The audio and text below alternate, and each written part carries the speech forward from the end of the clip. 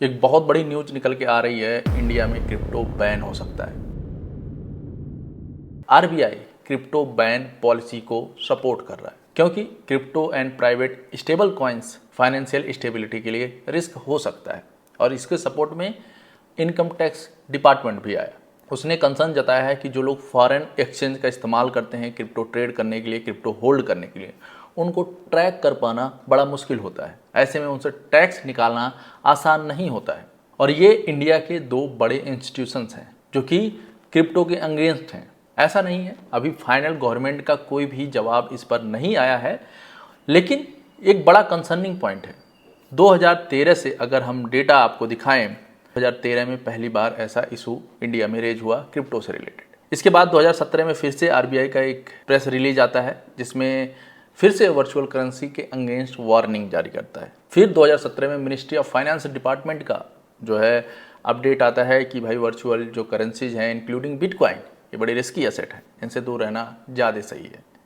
इसके बाद 2018 में banking freeze and total ban का प्रपोजल भी आया। 2019 में आप देखेंगे draft of banning of crypto currency and regulation of official digital currency bill 2019 के तहत इसको बैन करने का प्रपोजल रखा गया, लेकिन 2020 में सुप्रीम कोर्ट ने हस्तक्षेप किया और इसको एक तरीके से crypto currency regulation official digital bill 2021 आया, जिसके बाद से ही FIU रजिस्टर्ड ऐप आना स्टार्ट हो गया। फिर 2020 और 24 के बीच में टैक्सेशन और रह के ऊपर नीचे होता रहा बातें कि बैन होगा, टैक्स लगाया गया 30%, आपको direct tax 30% plus 1% TDS direct tax है क्रिप्टो पर। अगर आप जो भी प्रॉफिट करते हैं लॉस ऑफसेट नहीं होता है, समझ।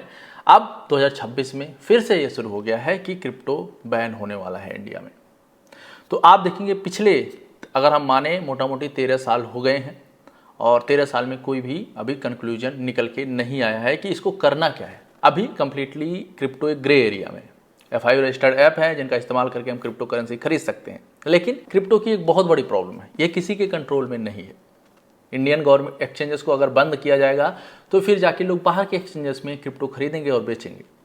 तो ऐसे में गवर्नमेंट के सामने एक बहुत बड़ा प्रॉब्लम है कि भाई इसको कम्प्लीटली बैन ही नहीं किया जा सकता, क्योंकि ये इसका कोई लाइक सेंट्रलाइज सिस्टम है ही नहीं, ये डिसेंट्रलाइज प्लेटफॉर्म है, तो लोग कहीं से भी कुछ भी कर सकते हैं।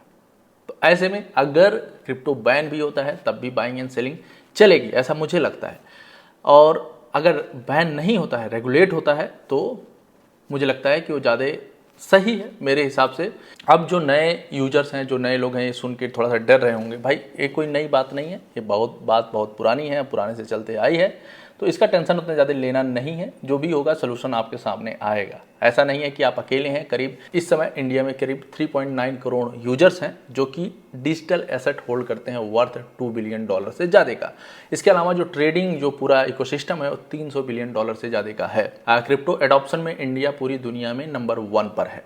ऐसे में गवर्नमेंट कुछ बड़ा फैसला लेना चाहती है, लेकिन देखते हैं क्या होता है। आपको आगे अपडेट पता चलेगा। इसके लिए चैनल को सब्सक्राइब कर लीजिए, वीडियो को फॉलो कर लीजिए।